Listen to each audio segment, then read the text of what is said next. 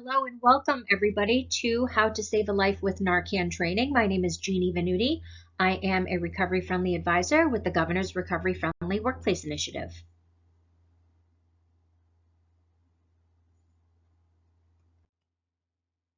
An overview of today's training. At the end of this session, you will understand how Narcan works, recognize the signs and symptoms of an opioid overdose, show how to administer Narcan, and then describe what continued support should be provided to the overdose victim once the Narcan has been administered. Next, let's talk about the Good Samaritan Law. This law does exist in the state of New Hampshire as well as other states, but not all. It protects whoever calls for emergency help, but only if they call for help. Typically, when we think of the Good Samaritan Law, we're thinking about maybe somebody who is providing chest compression CPR to somebody who's going through a medical emergency, and it does protect that individual performing the CPR from any damage that they may do to the individual, such as, bruising them, hurting their ribs, etc., because they're acting in good faith and they're trying to save a life. So when we talk about substance use, we're going to add to that a little bit. So if there is somebody who calls 911 in good faith for somebody who is overdosing and wants to get them the medical help that they need, but they are also using a substance along with that person, they're not going to be held liable. They're not going to be charged with anything because they are acting in good faith. They're trying to save a life by calling 911. The only exceptions to this is if illegal activity was going on, such as drug manufacturing or child endangerment. Next, let's talk about naloxone versus Narcan. You will hear these two words used interchangeably. Naloxone hydrochloride is the drug's generic name, so if you were to go to a pharmacy to obtain it there, you will likely get the generic naloxone. Narcan is the brand name for naloxone hydrochloride. If you receive kits from us, say the Governor's Recovery Friendly Workplace Initiative or the Doorway, you are very likely to get Narcan, which is the name brand. But in short, naloxone hydrochloride is the same thing as Narcan. It's just that one is the generic and one is the name brand. What does Narcan do? Narcan can temporarily reverse respiratory depression due to an opioid overdose. I want to stress the word temporarily because Narcan's effects will last for typically between 30 and 90 minutes. And depending on what the individual took or how much of that substance they took, that Narcan could weaken and the individual could go back into overdose. It's also important to note that it is not effective against respiratory depression due to non-opioid drugs. This image depicts how Narcan works. That green arrow is representing the opioid receptor on the brain. The pink balls representing the opioid, and the green bubbles are representing the naloxone or Narcan. So what happens when somebody overdoses is that opioid is attaching to the opioid receptor on the brain, therefore taking away the individual's ability to breathe on their own.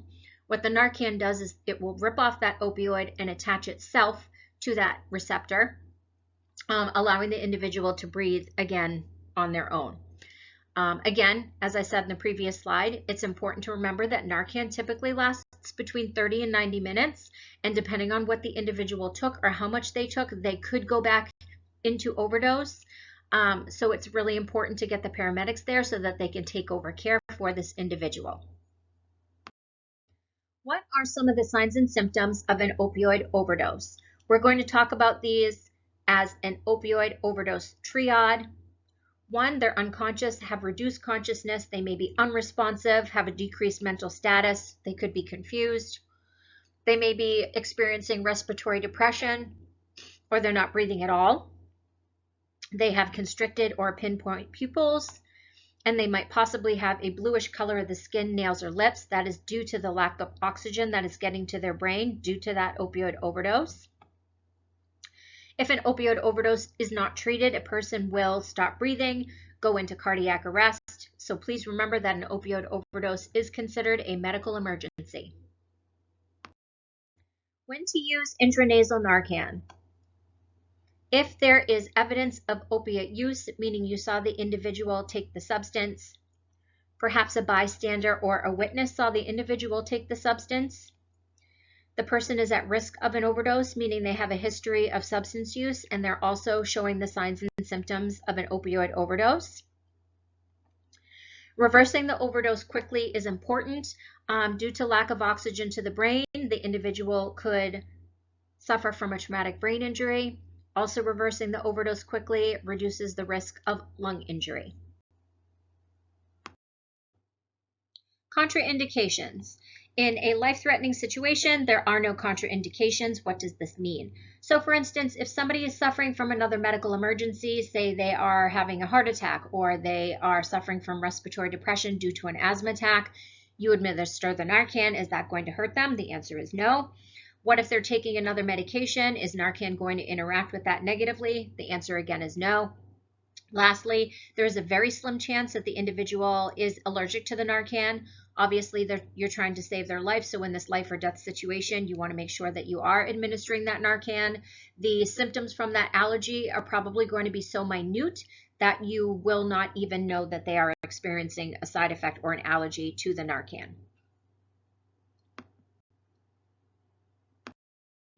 Steps for care.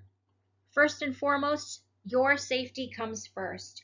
You want to make sure that you feel safe in approaching the individual before you treat them.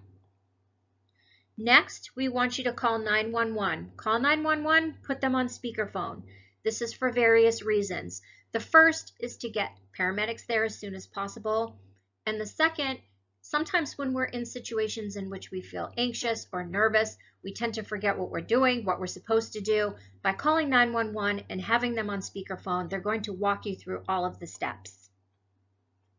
Next, you want to determine the unresponsiveness, decreased responsiveness of the individual, and check for respiratory depression, check to see if they're breathing. Start rescue breathing and CPR. Again, this is according to your comfort level. Your safety comes first. If you do not feel safe providing rescue breathing or CPR, you want to administer the Narcan.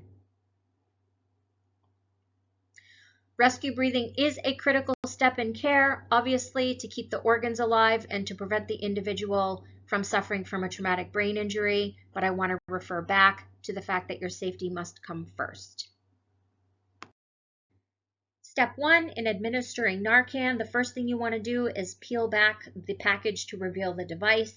This slide tells you to hold the device with your thumb on the bottom of the plunger and 2 fingers on the nozzle. My recommendation is that you take your thumb, instead of placing it on the nozzle itself, place it on one of the sides instead. Just in case you're nervous, you don't want your finger to slip, you don't want to depress that plunger before it gets into the individual's nose. Sometimes when we're nervous, that can happen, so I do have that recommendation for you, but certainly do what you feel most comfortable with. Step 2 is to place and hold the tip of the nozzle in either nostril until your fingers touch the bottom of the patient's nose.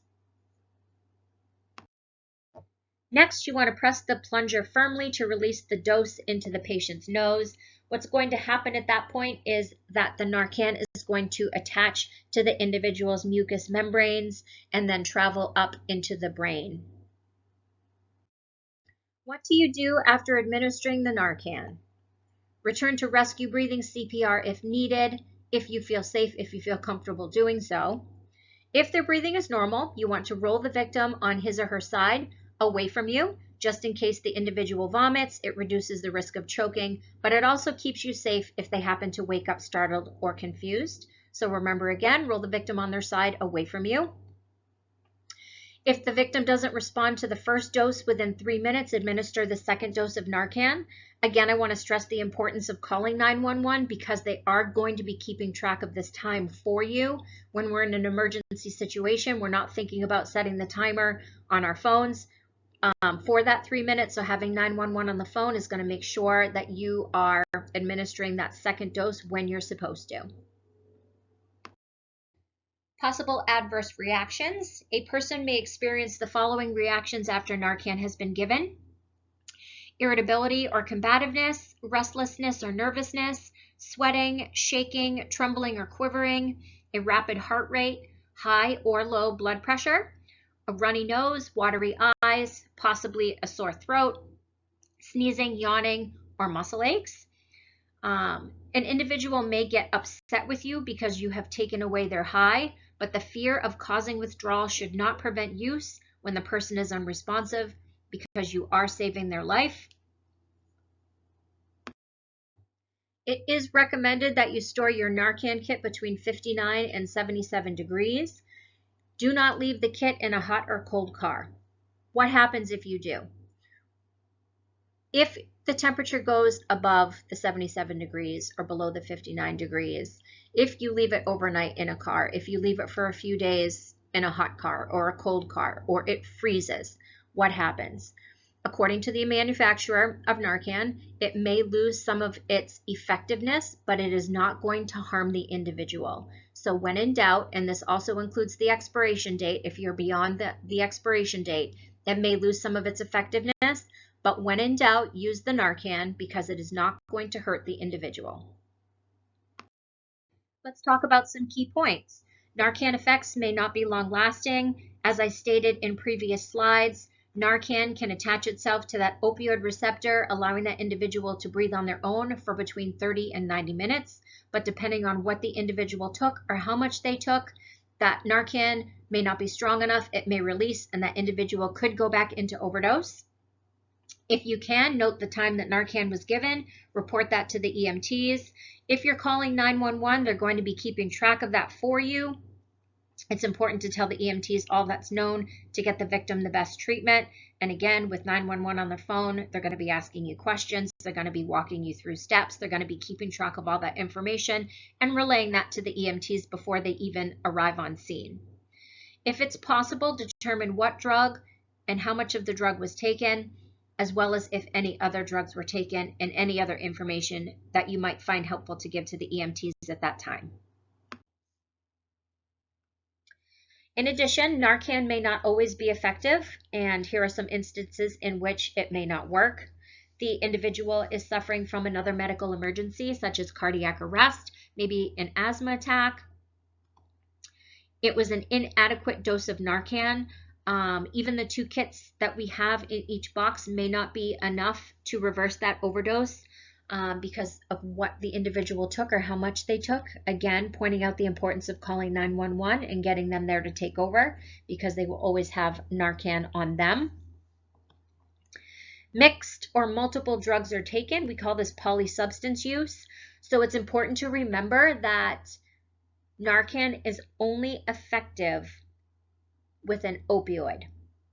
So for instance, a lot of opioids are now being laced with other things, such as xylazine, which is a large animal tranquilizer.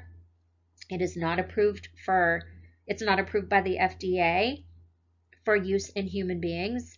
The signs and symptoms of a xylazine overdose look very similar to an opioid overdose. But if you administer Narcan, that Narcan is only going to reverse the opioid overdose and not the xylazine overdose. Again, stressing the importance of calling 911 and getting the paramedics there. It will not work for an alcohol overdose as well as any other medical conditions. So you want to be prepared for those secondary drug effects if they've taken something else with the opioid. What we covered today, what is Narcan, what it does, what an opioid overdose looks like, when and how to use Narcan, and then what adverse reactions you may see after you administer Narcan. Lastly, the importance of dialing 911, getting them on speakerphone before you even approach the individual to make sure that you get the help that you need, the support that you need, and that the paramedics are sent as soon as possible.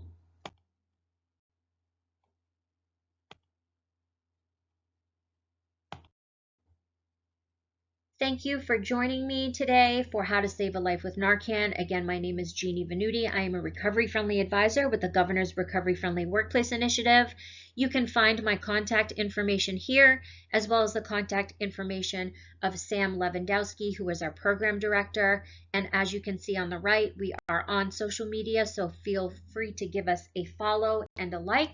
Thank you again for joining me today.